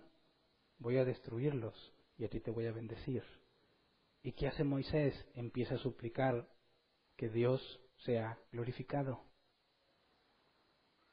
Moisés está diciendo, esto no es por mí. Lo que quiero es que tú seas exaltado. ¿Te das cuenta? Es una prueba para Moisés, lo mismo que pasó con Abraham. Ofrece a tu hijo como holocausto. Dios ya sabe lo que va a pasar, le va a dar una lección. ¿Cuál fue la lección? Dijo Abraham, Dios se proveería de un sustituto. Jesús dijo, Abraham se regocijó cuando vio mi día. Eso Abraham lo entendió, lo del sustituto, entendió el concepto del Mesías, porque Dios le pidió que hiciera algo. Exactamente como está pasando con Moisés. Te voy a bendecir a ti, a estos los voy a destruir. ¿Y qué hace Moisés? No, Señor. Esto no lo hago por mí. No se trata de que yo quiera ser engrandecido. Yo anhelo y te ruego que tu nombre no sea vituperado. Esto confirma lo que hemos estado estudiando de la oración. Aquí no hay ningún cambio, no está convenciendo a Dios de nada. Dios está enseñándole algo muy importante a Moisés y a nosotros que lo estamos leyendo. La motivación de Moisés es servirle a Dios. Eso implica que Dios lo está usando. Ya lo habíamos dicho antes, muchas veces nuestra oración puede sonar correcta y nuestras intenciones son malvadas. Muchas veces pedimos por otros y aparenta ser correcto, pero nuestra intención es malvada. Podemos decir, sí, Señor, te pedimos que le des trabajo a este, y por dentro para que le den la torre al otro. Bendícelo, engrandécelo, y por dentro estás deseando que cuando el otro se dé cuenta de que lo bendice, arda de envidia. Y tu intención es que ese esté mal, y hablas de bendecir al otro.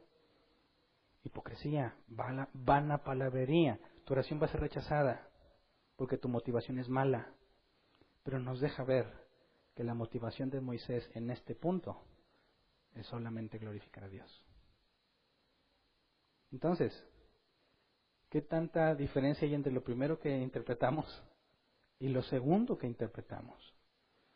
Entre ver a un Moisés que como que le da órdenes a Dios y lo convence, un Dios que hace rabietas y se enoja y alguien lo tuvo que calmar, o una profunda lección a Moisés, enseñándonos cómo es la oración que Dios concede. Porque Dios ya sabía que no los iba a destruir. Pero todavía, ya no alcanzo por tiempo, pero todavía en este capítulo intercede de nuevo por ellos.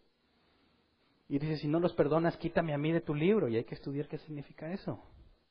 Pero ya no me alcanza el tiempo. Si Dios quiere, vamos a verlo el próximo domingo. Y otros más ejemplos. David, Daniel. Pasajes que pueden ser complejos, pero que en realidad, cuando analizamos lo que es la oración, en lugar de complejo, se vuelve enriquecedor, edificante. Algo que te permite ver con más claridad la enorme profundidad de la sabiduría de Dios.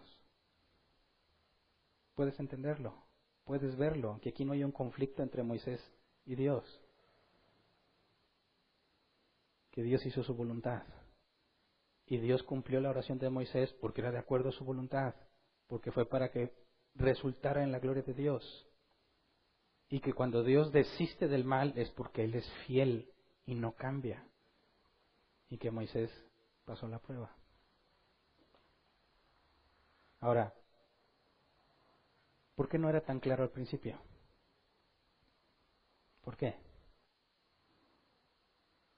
¿Por qué Dios no nos explicó con mucha más información lo que está pasando aquí? Porque Dios es galardonador de los que le buscan. Es cierto, la Biblia puede ser entendida incluso por niños pequeños en cuestión de salvación. Pero por lo que dije del autor de la carta a los Hebreos, que debiendo ser ya maestros y entender los asuntos difíciles, eso implica que Dios ha escondido entendimiento solo para aquellos que lo buscan. Para los que se esfuerzan en encontrar lo que Él ha dicho, no lo que yo creo que dijo, o lo que me conviene pensar que dijo, o lo que se acomoda a lo que yo quiero.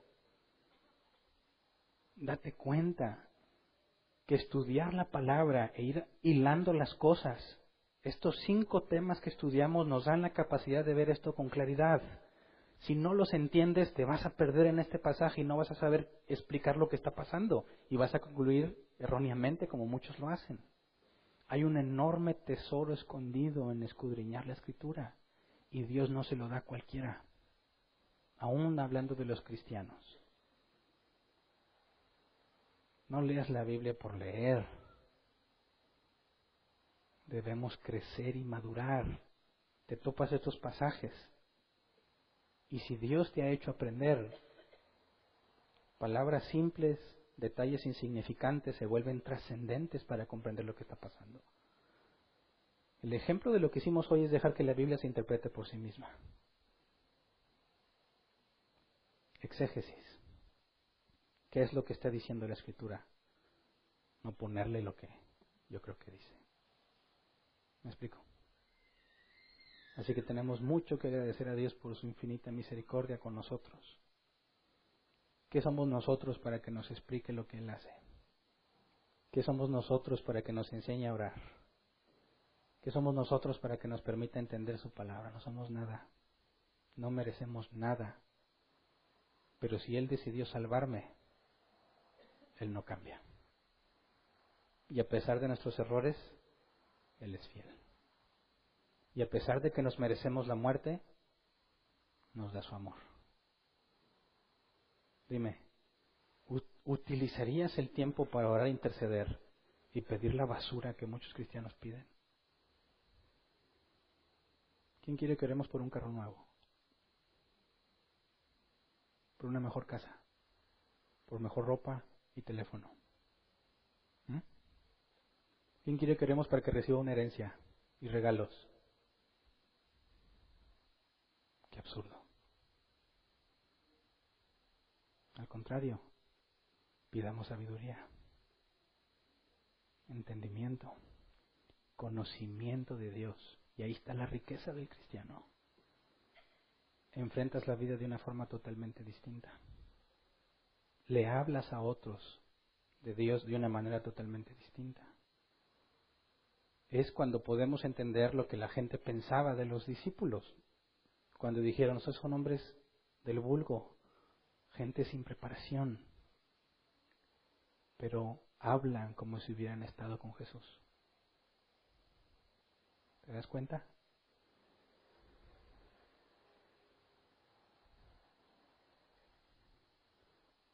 ¿Intercedes por alguien más? ¿O nada más oras por ti? Y cuando intercedes, ¿qué pides?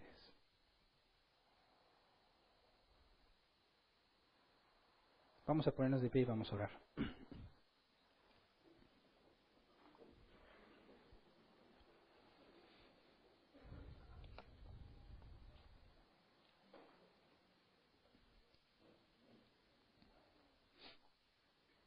Espero que ninguno de nosotros esté extraviado, pidiéndole a Dios cosas que de nada sirven.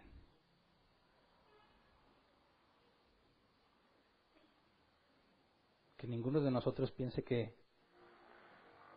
puedes convencer a Dios de algo. Y sabes, en lugar de decir, bueno, cada vez veo más que no necesito orar. Pero no es esa la conclusión correcta. No significa que ya no debes orar porque Dios te va a proveer todo, no. Significa que debes orar por lo que Dios ya dijo que proveería. ¿Quieres entender más? La clave es que se lo pidas. Que estudies. ¿Quieres que Dios te use? Igual. Ahí debe estar ahí el anhelo de lo que pedimos. ¿Cuánta necesidad hay de que las personas entiendan qué es orar? Ahora, ¿te ha dejado entenderlo? ¿Qué vas a hacer con eso? ¿Te lo vas a guardar para ti? ¿Vas a decir, uy, qué feliz soy, gracias Dios por lo que me enseña? Y ya estás adquiriendo una responsabilidad también. Yo dije, interceder es un privilegio y una responsabilidad.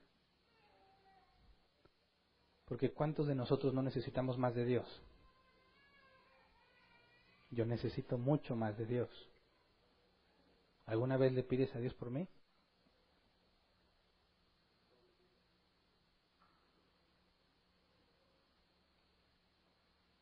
¿Cuántos de nosotros necesitamos más de Dios? Todos. ¿Por qué dice, oren unos por otros?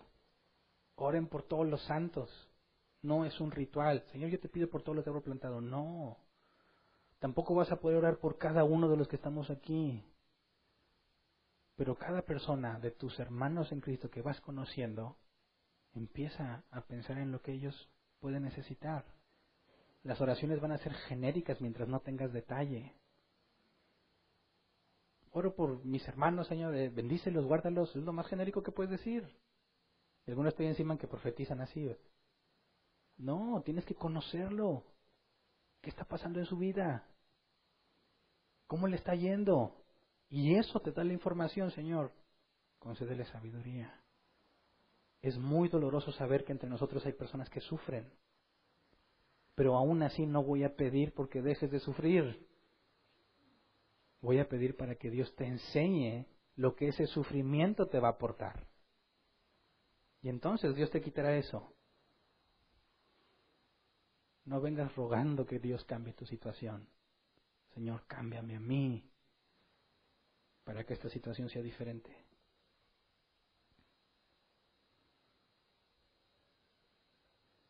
Y les ruego al Señor que ustedes nunca se queden callados en lo que saben. Que siempre que tengan la oportunidad, expliquen con claridad lo que han entendido. Seríamos unos cobardes si nos callamos. Seríamos unos mal agradecidos si no le contamos a otros lo que Dios nos ha enseñado. No necesitas un día para que vayamos a evangelizar. No necesitas que te coordine para ir a una colonia a tocar puertas. Donde quiera que estés, cuando se presenta la oportunidad, habla de Dios.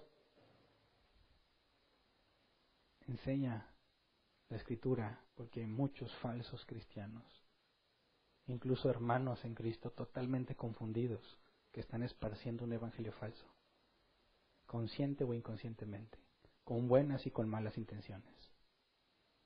Necesitamos enseñarle a alguien más lo que Dios nos enseña a nosotros.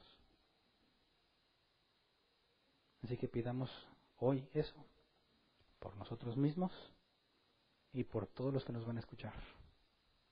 Es lo que Jesús hizo cuando intercedió por nosotros. Padre, te pido por ellos y por los que van a oírlos a ellos. Y es lo que necesitamos, que hagamos lo que corresponde a nosotros y pedir por aquellos que van a escuchar lo que les digamos. Así que vamos a orar. Padre, queremos agradecerte porque no merecemos tu fidelidad. No merecemos que tú nos guardes. No merecemos que nos bendigas como lo has hecho. Nos has dado tanto, Señor, y queremos rogarte que no nos dejes ciegos a eso. Tenemos libertad para venir a estudiar, Señor. No hay nadie molestándonos o presionándonos para que dejemos de estudiar tu palabra. No hay nada que atente contra nuestra salud o nuestra integridad, Señor, como pasa en otros países. Tú nos has dado abundantemente, Señor, de tu conocimiento y nos has enseñado a saber cómo hacer las cosas. Nos has guiado a buscar en tu palabra y comprenderla de una manera clara. Todo esto proviene de ti, Señor. Así como invertiste tiempo en los 11 que elegiste, Señor, en tu ministerio terrenal. Has invertido tiempo en nosotros, Señor. Algunos de nosotros llevan 7 años trabajando. Los encomendaste a enseñar a otros lo que han aprendido y tenemos nosotros la misma encomienda. Concédenos, Padre, ser útiles en tus manos como tus discípulos lo fueron. Cuando se equivocaban los corregiste y es lo mismo que te pedimos. Corrige nuestros errores, Señor. Aunque intentamos rebelarnos y pecamos porque así lo queremos, ten misericordia. No tomes en cuenta nuestra maldad.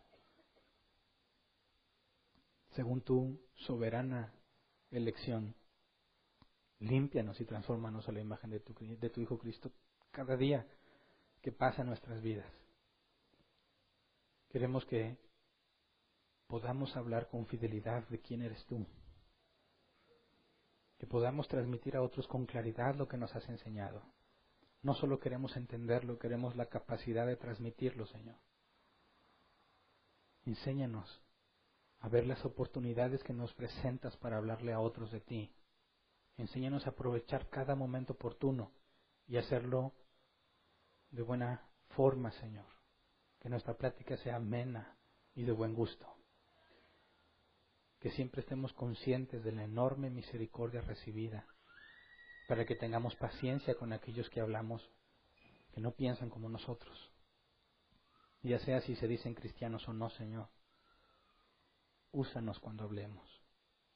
Capacítanos como lo has estado haciendo, Señor. No dejes de hacerlo. Mientras más aprendemos, vemos que mucho más hay por aprender. Mientras más profundizamos, vemos que no hay fondo en la profundidad de tu palabra, Señor. Concédenos tener gracia y paciencia cuando hablamos con aquellos que no te han conocido o que tienen información errónea sobre ti, Señor. Te pedimos por nosotros y por ellos, aquellos que tú has elegido, Señor. Danos el privilegio de ver la regeneración en aquellos que no te conocen, pero que tú elegiste, y la corrección en aquellos que ya son tus hijos, pero tienen doctrinas erróneas. Queremos ver las vidas transformadas, del nuevo nacimiento y de la disciplina que solo tú puedes dar, Señor. Te pedimos por los que están en nuestra ciudad, incluso por todos los que nos oyen en nuestras transmisiones y nuestros videos, Señor. Te rogamos por ellos que, según tu voluntad, que cuando oigan tu palabra hablada, cuando nosotros enseñemos, Señor, te rogamos que sea el medio para que tú les abras el entendimiento y les concedas conocerte cada vez más. Nos ponemos en tus manos y confiamos en ti porque sabemos que somos incapaces, que vamos a cometer errores, Señor, pero confiamos en tu poder, tú nos sostendrás. Y en medio de cada dificultad que enfrentemos, como lo has hecho hasta hoy, nos has enseñado a vivir contentos, a alegrarnos con lo que nos das y a confiar en tu providencia. Gracias, Señor, por todo lo que has hecho, por todo lo que vas a hacer. Amén. Pueden sentarse.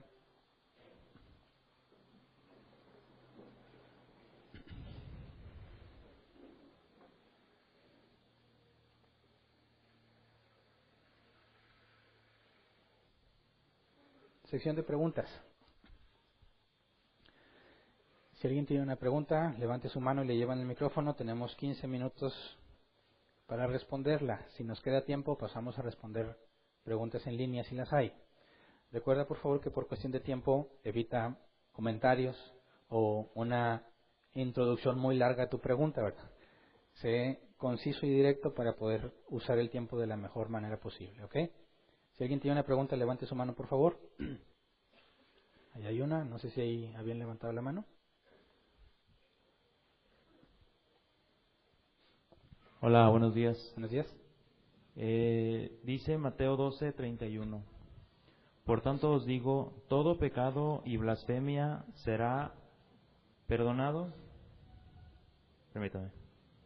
Será perdonado a los hombres, mas la blasfemia contra el Espíritu no les será perdonada. Uh-huh.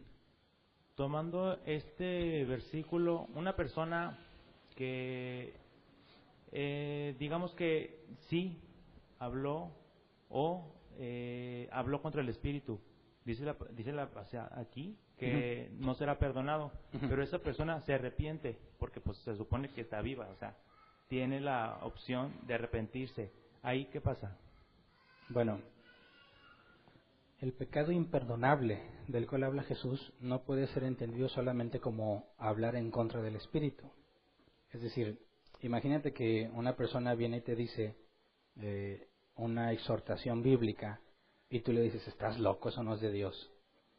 Bueno, ahí estarías acusando de falso la inspiración que el Espíritu Santo pudo haber dado, ¿verdad? Sería hablar en contra de lo que el Espíritu Santo hace, y ese no es el pecado imperdonable. O sea, considerando el contexto de lo que está sucediendo, que dicen que Jesús echa fuera demonios por el poder de Belcebú, y luego Jesús instruye sobre el pecado imperdonable, más bien se refiere a la incapacidad de reconocer el poder de Dios ante la evidencia. Y es imperdonable porque es evidencia no de que Dios no quiera perdonar, sino que no eres de sus hijos, que no fuiste elegido para salvación. Ese grado de error, como manifestaron los que estaban ahí presentes, Jesús lo pone como una evidencia de que no son elegidos por el Padre. Así que no es simplemente decir que el Espíritu Santo hace algo que no es. Habla de una negación clara, como en el caso de ellos, que tienen el milagro frente a ellos. Consciente. Conscientes, no pueden explicar, no pueden explicar que es imposible que Dios no esté haciendo eso, y aún así se resisten. Entonces, si nosotros, dice la Escritura, bienaventurados los que no vieron ni creyeron, nosotros no estamos viendo todos los milagros que ellos vieron, y Dios nos hizo nacer de nuevo, nos convenció. Imagínate una persona que, como dice la carta a los Hebreos, que habiendo sido iluminado, desprecia la gracia, dice, ya no queda más que una horrenda expectativa de juicio, ¿verdad? O sea, el pecado imperdonable está de la mano con aquellos que, a pesar de que estuvieron cerca, a pesar de que experimentaron los beneficios, como Judas, realmente no eran hijos de Dios. A eso se refiere el pecado imperdonable. Ok, bueno, eso era todo. Pero si esa persona que en un principio dijo no, o sea, aunque veo yo la evidencia, digo que no es, o sea, que no fue de obra de Dios, pero después se arrepiente. Bueno, es que el arrepentimiento no es algo que tú generes. Acuérdate que el arrepentimiento es cambiar tu forma de pensar. Y nosotros no podemos cambiarnos a nosotros mismos, ¿verdad? Por más que te afanes, ¿podrías hacer uno solo de tus cabellos blanco? ¿Podrías agregar dice la Reina Valera, un codo a tu estatura? No, es imposible que tú te cambies a ti mismo. El arrepentimiento no es algo que tú generas, el arrepentimiento es algo que Dios concede. Entonces, Sí. no es de que alguien cometió el pecado imperdonable y luego se arrepiente. No, como es imperdonable nunca se va a arrepentir porque Dios no se lo concede. Ok, gracias. ¿Alguien más? Buenas tardes. Buenas tardes. Ahorita que leíamos Éxodo, creo que era 32, Uh-huh. donde se expuso que era una prueba para Moisés.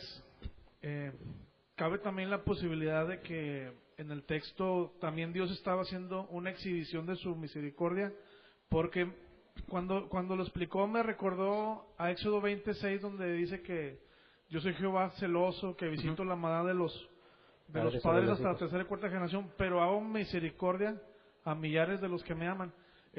Hay una posibilidad de que Moisés haya orado con esta información de Éxodo 20 para poder suplicar. Que en la Reina Valera dice, oh Jehová, o sea, como no dice suplicó. Uh-huh. En la Reina Valera, porque la NBI es más interpretativa. Uh-huh. Pero hay una posibilidad de que Moisés orara suplicando de acuerdo a lo que Dios había dicho en Éxodo 20. Claro, de hecho, no nos expresa el texto toda la mente de Moisés. Por eso yo estoy usando solo los argumentos que Moisés presenta y establece la promesa a Abraham, ¿verdad? La razón de por qué fue a sacarlos de Egipto. Entonces, ese simple argumento es más que suficiente. Obviamente Moisés pudo argumentar muchísimas otras cosas, ¿verdad? Pero ya estaríamos analizando esas otras ya en un terreno no firme. Partiendo de estos versículos es como concluimos, pero más adelante, obviamente esto también muestra la misericordia de Dios. Pero por eso el otro ejemplo que vamos a analizar la próxima clase, donde le pide a Dios que los perdone, y más adelante Dios le dice, tendré misericordia de quien quiera tenerla, es otro punto muy importante, porque aunque tú intercedas por alguien, Dios tiene la decisión final de si les va a tener misericordia o no. Es decir, tú no puedes mover a Dios a tener misericordia si Él no quiere tenerla. Pero como no alcanzamos a ver ese ejemplo, no entra en esa área, pero vamos a entrar si Dios quiere el próximo domingo. Es que mi pregunta era porque en Éxodo 20 dice, haré misericordia a millares de los que me aman. Porque pues qué tan atrás estaba Abraham de la época de Moisés, ¿no? Uh-huh. Pues no, yo creo no eran ni, no sé, 8 generaciones. No mucho. Y dice, haré misericordia a millares. Pero me imagino que millares pues son muchas, ¿no? Sí, es que muchísimas. Hay un contraste dentro de los israelitas, ¿verdad? Entre la misericordia que Dios tiene y la justicia. Pero no necesariamente habla de todos los israelitas, por eso hay que hacer la distinción. El hecho de estar en ese pueblo simplemente porque desciendes de Israel no implicaba que Dios iba a tener misericordia de ti necesariamente, sino que esa era más de acuerdo a su elección, porque aunque les dice que tendrá misericordia de millares, a esa generación a la que le habla ya sabe que todos van a morir en el desierto y no alcanzarían esa misma misericordia. Pero lo veremos más adelante si Dios quiere. Gracias. ¿Alguien más? Yo, sí. Efesios 18 dice: oren en el Espíritu en todo momento, con peticiones y ruegos, manténganse alerta y perseveren en oración por todos los santos. Dice, oren en el Espíritu. Y también dice, en todo momento. A mí me han preguntado, oye, si ya le dejé a Dios mis peticiones, ¿tengo que dejárselas todos los días? ¿Y qué es orar en el Espíritu? Bueno, orar en el Espíritu es el contraste de la carne. Es decir, o andas en la carne o andas en el Espíritu. Pero no está hablando de una especie de trance, ¿verdad? Sino en base a qué te estás guiando, en base a lo que el Espíritu enseña o en base a lo que tu carne quiere. Entonces, orar en el Espíritu está hablándonos de orar de acuerdo a lo que Dios ha instruido, no de acuerdo a lo que tú quieres. Entonces, no habla de una especie de trance espiritual, ni de que hagas ciertos rituales para poder estar en el Espíritu y luego pedir, no. O en lenguas. Orar en el Espíritu es de acuerdo a lo que el Espíritu ha mostrado que debes hacer, y eso es lo que está en la Escritura. Okay. ¿Me explico? Ok, y eso también que dice que en todo momento, con peticiones y ruegos, y manténgase alerta y persevere en oración por todos los santos. Sí, en todo momento, obviamente no está hablando a que cada instante del día, no sería ni siquiera factible, pero es cuando dice que Dios salvará a personas de toda lengua, pueblo, tribu y nación.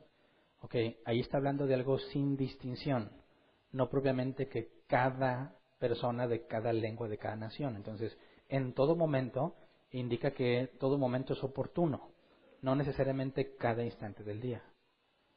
Entonces, a las preguntas que me hacen a mí decir, ¿oro todos los días por lo mismo? Digo, no puede ser lo mismo. No puede ser, ¿verdad? Porque para empezar, ni siquiera debo estar pecando en lo mismo. Nuestra oración tiene que salir de una súplica. Obviamente yo puedo pedirle a Dios todos los días sabiduría, pero no se trata simplemente de dame sabiduría. No, sino según la situación que estoy enfrentando, le estoy pidiendo que me muestre cómo resolverla. Saber cómo eso es sabiduría. Entonces no estoy hablando de repetir, dame sabiduría, no, sino que en la situación que estás enfrentando, rogarle a Dios que te muestre cómo resolverlo. Eso es pedir sabiduría. Y obviamente como enfrentamos cosas distintas todos los días, nuestra oración jamás sería la misma. ¿Me explico? Ok, gracias. ¿Alguien más? Había otra mano levantada.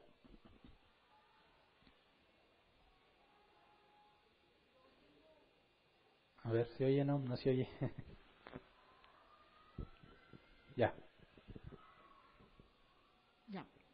Buenos días. ¿Cómo nos sugieres que podamos impedir o interceder cuando un no creyente te pide constantemente que hagas oración?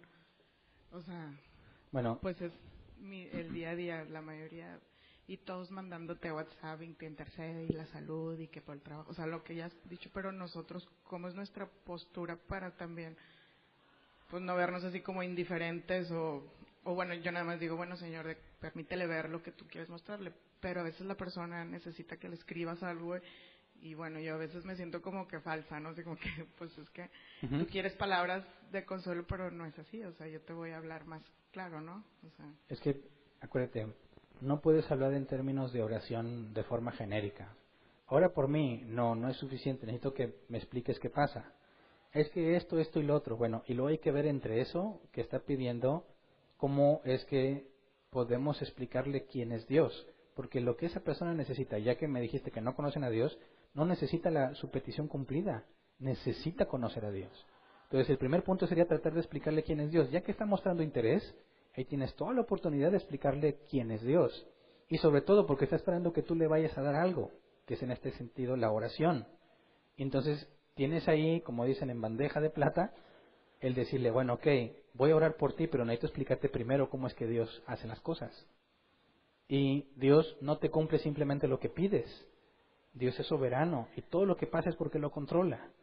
Y si tú te humillas ante Él, Él ha prometido que te puede perdonar. Eso es lo más importante primero, que tú estés a cuentas con Dios, que estés en paz con Él. En segundo lugar, puedes validar si su petición, decirle si lo que tú quieres es de acuerdo a lo que Dios quiere. Y entonces, si es de acuerdo a lo que quiere y tú te humillas, te lo puede conceder. Y te fijas, ya le estoy hablando de quién es Dios y del Evangelio, simplemente porque me pidió orar. Entonces, a la vez que yo avanzo en entender qué es lo que quiere, me va dando información sobre qué es lo que puede necesitar para pedirle a Dios no lo que ella dijo, sino lo que yo veo que necesita. De entrada, primero sería, Señor, si es tu voluntad, muéstrate a ella, dale entendimiento, que te permita conocer. Quizás la otra persona está perdida en que no, que mi crisis, mi enfermedad, no, eso no importa. Lo importante es que conozca a Dios. Y tú puedes decirle, sí, yo voy a orar por ti. Le explicas de qué se trata y le voy a decir, antes de orar porque te vaya bien, voy a pedirle que se revele a ti. Y eso, si ella es de Dios, va a empezar a guiarla en el camino del conocimiento y puede ser un medio para que, hablándole del Evangelio, Dios la traiga salvación. ¿Me explico? Hay que aprovechar ese momento para hacer lo que corresponde primero y saber qué es lo que la persona requiere. Y entonces pedirle a Dios de acuerdo a su voluntad. ¿Me explico? Sí, gracias. ¿Alguien más? Acá adelante hay otra. Acá.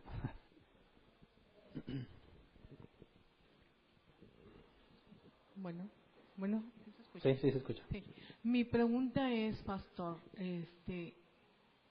cuando te toca presenciar un accidente donde muere la persona, me preguntaban a mí, ¿ustedes oran por un muerto?